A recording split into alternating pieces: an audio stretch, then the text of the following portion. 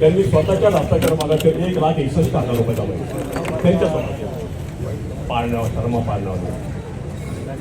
त्याच्यानंतर 2019 साली बिहारीलाल परदेशी अध्यक्ष होते, त्यावेळेला 2,01,000 रुपये जमा झाले. त्यांनी सांगितलं का मला 4 लाख रुपये दिले, म्हणजे आता 2 लाख रुपये जी आले व हे 2 लाखाचं त्यांनी सुद्धा भरावे नाही पाहिजे. हा असा एकंदरीत म्हणजे लोकांची दिशाभूल करणारा असा आहे. आता आम्ही जर 25 वर्ष सेवे करत असेल तर आम्ही बदनामी घेऊन आम्ही आमचं घरावर सूचीपत्र घेऊन सोडून तिथं आज ते गावाची सेवा करत आहोत. याच्यामध्ये लोकांनी का आम्हाला का पुरस्कार दिले का? आज एवढ्या वर्ष सेवा करून नाही, आम्ही देवीची सेवा करतो आम्ही लोकांची. त्यावेळेला त्यांनी याचं स्पष्टीकरण द्यावं लागतं.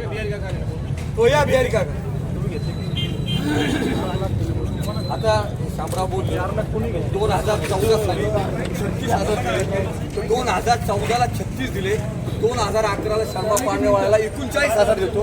3,000 कसं कमी दिले? बघा पावते 39 दिला ना आम्हाला. तो हिशोब आपल्याकडे नाही. 11-12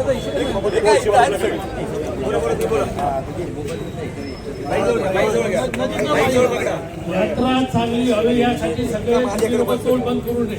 विषय तो नाहीये, यात्रेच्या विरुद्ध शब्द नाही आणि लोकांना 50 वेळा समजून यात्रा चांगली होईल त्याचे नाही ते विषय फोडायला लावले. मी फक्त 4 लाख रुपये सांगितले, ते माझ्या समोर त्यांनी ती रक्कम दिलेली आहे, ते मला मान्य आहे. मी देवीची शपथ नाही, मी सगळ्या यात्रेच्या लोकांना मी माझं मत पाठवलं. ज्याला मान्य नसेल आई शिवाय देवीच्या चंदीच्याला पाय ठेवून शपथ खाऊ. मी पाठवलं, मला एकच त्यांनी मला आलेलं नाहीये. माझा कोणावर आरोप नाही. पावते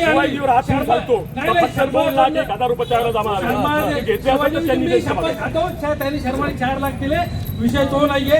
दरवर्षी तो वाढून द्यायचा आणि लोकांना 3 एकर माझ्यावर वाढून दिले. मग एकदम 2 लाखाचे 7 लाखावर कसं काय गेला 3 वर्षात? हे असं होत नाहीये. हे चुकीचं नाही. आम्हाला चुकीचं बोलायचं नाही, चुकीचं करायचं नाही. आम्ही कोणाच्या विरोधात नाहीये. आणि राहिला हिशोबाचा विषय, हिशोब शिवाय देवीचे पैसे कोण खाणार नाही ही चर्चा व्हायची. कैलास गोष्ट इथं नाहीये. यात्रेचे काही रक्कम आपण थांबवून सामाजिक कार्य करण्यासाठी बाजूला ठेवली जाते एवढंच माहिती. कोणाला कधी हिशोबाला बोलवलं नाही, कधी हिशोब माहीत नाही. आता जेवढ्या मिटिंगा झाल्या त्या नाही, आमची फक्त 2 मिटिंगा आम्ही आठवड्याची आम्ही बोलवली होती. एक लेलाद्रीला आणि पुरीच्या घरी. बाकीच्या आक्रमणच्या याला आम्हाला निरोप पण नाही, आम्हाला कुणी बोलवलं नाही. ही आमची भूमिका आहे. यात्रेची जाऊ नये म्हणून एकही शब्दाने कोण आम्ही बोलत नाही. आम्ही फक्त एवढं हे तर म्हणजे हे लिहून द्यायच्या आधी नाही, मी फार ते मुकेश खोत आणि वैभव वगैरे आम्ही फिरायला गेली त्यावेळेस सुद्धा त्यांची चर्चेमध्ये नाही आपल्याला एवढंच माहिती, एवढे पैसे हिशोब काय बघत नाही आपला, तो मला विषय माहिती एवढं. त्यावेळेस हे नंतर अनिलचा विषय नंतर वाढवलेला आहे त्यांनी. याच्यात हे नाहीये. शपथ आम्ही कमी तर लोटांगर घेतो. विषय यात्रेच्या हिशोबाच्या बाबतीत नाही, मी रुपये हातात घेतला, पैशाचा काय बंधन नाही. आणि आम्ही भरायचे आम्हाला कधी हिशोबात तुम्ही कधी मिटिंग घेऊन हिशोब बोलून दाखवले ते हिशोब तुमचे आहेत. 2019ला जेव्हा हिशोब फायनल केला, मुकेश सचिन गिरीला अध्यक्ष केला. मला फोन आला, मी 8:45ला तिथं आलो. म्हटलं तुझा काय हिशोब काढायचा? म्हटलं माझी तुम्हाला एक विनंती आहे, माझ्या याच्या जेवढी शिल्लक आहे ती शिल्लक सगळी दाखवा. योगायोगाने ती लिहिली होती, पण सचिनची त्यावेळेस यात्रा झाली नाही. तर आपल्याला एवढं सांगायचं यात्रा व्हायला पाहिजे. आणि गावाच्या लोकांनी कोण आम्ही 7-8 जण जीव काढतो, 6 लोक येत नाही. दरवर्षी स्टेजवर मी विनंती करतो त्या यात्रेत सहभागी व्हा. सभासद आहे, नवीन कोण जीव येत ना तुमच्या त्यांना आपल्या जीवाबरोबर रुपेश असो, निकी असो, फुले असो, सगळ्यांना बोलवलं आहे. हां याचं नाही आहे. याचं त्याला माहिती आहे. आपण एवढं सांगतो आणि आम्ही भरायचे काय? आम्ही घेतले हात लावला नाही त्या पैशाला, आम्ही नाही पैसे भरायचे. आणि आम्ही फक्त एवढं सांगितलं, आमचे काय आरोप नाही आहे. आमच्या एवढे पैसे दिले. तुमची जी पद्धत आहे तुम्ही त्या पद्धतीने सादर केले. तुम्ही शर्माकडनं आपण आम्हाला लिहिलं असतं, तुम्ही शर्माला सांगितलं तर माझ्यासमोर तू माझे पैसे एवढे दिले, तू माझे पैसे लिहिले, विषय संपला. बाकी विषयाची मला येणार नाही. ठीक आहे. आता पावत्यांचा विषय निघालाय. आता तुम्ही बोललोय माझ्याकडे 12 साली 39 दिले का माहिती आहे? 12 साली 39,000 दिलेले पावत्यांनी पाण्याने. आता हे 14ला 36 सांगतात. यात्रा दरवर्षी वाढत जाते, यात्रेकूर वाढत जातात. पावतीचं वर्गणी जास्त यात्रेचे जमा होतं, तो काय 3 लाख कमी देणार नाही. दुसरं आता पावतीचा विषय निघाला, ठीक आहे. हा एकच हिशोब जे 60 लाख ते म्हणता येईल ना, ह्या 3 पावत्यांचे जे दिलेले आहेत त्यांनी भिडून दाखवावं. मी माफी मागतो, गावाचं सगळं माफ करतो, संपलं. या 3 याचं मला 13 लाख एकचा हिशोब द्यावा की 22 सालानंतर या पावत्या दिलेल्या आहेत त्यांच्याकडे पाणी. आणि हे आपुट्यूट पाळण्यावाल्याचं आपुट्यूट 13 लाख एकचा हिशोब त्यांनी त्याशिवाय त्या शिवाय पतपिढीमध्ये त्या पावत्या ह्या खाली अशा ठेवलेल्या आहेत. हा निव्वळ नफा आहे यात्रेचा पाळण्यावाल्याचा.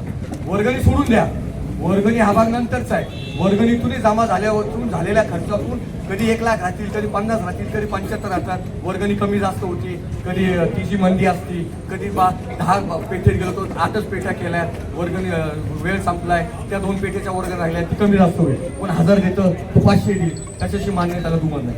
फक्त ह्या 13 लाख ह्याचा हिशोब द्यावा असेल बस संपला. त्या 60 लाखाला त्यांनी जाऊन भिडावं. ते व्याज माझं दिलेली तारखेला एवढे 40,28,000 ते समाधान हॉटेलमध्ये म्हणताय. त्याच्यानंतर 5.5-6 आत्तापर्यंत 7 लाख व्याज झाले. ते धरलं तर 42 लाख होत आहे. म्हणजे त्याच्या ह्याला सगळं झुलतंय. पण 13 लाख एक कुठे गेले मला? त्या 3 लाखाचे एवढे जे आहेत 25 त्या 3 लाख एकशे जे आहेत त्या ह्या 40 लाखात आहेत का त्यांनी सांगावं.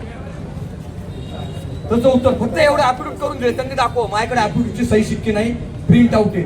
जिथं त्यांनी टायपिंग केलं त्याची प्रिंट आउट आहे.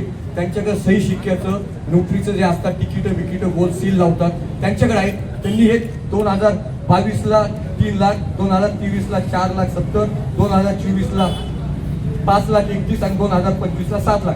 2025चा अंमलशेती पाळण्यावाल्याचे जमा दाखवले ते 7 लाख आहेत. फक्त या 3 वर्षाचं आणि असलेली रक्कम. जसं बा आपण सकाळी दुकान उघडलं 10 रुपये आहेत, 20 रुपये धंदा झाला, 30 रुपये झाले, 20 रुपये खर्च झाला, 10 रुपये शिल्लक लिहितो, शेवटी दुकान बंद करतो. तसं त्यांनी दाखव की ह्या असलेल्या 40 लाखामध्ये ही रक्कम आहे किंवा नाही. 13 लाख एकच एवढं उत्तर द्यावं सांगू.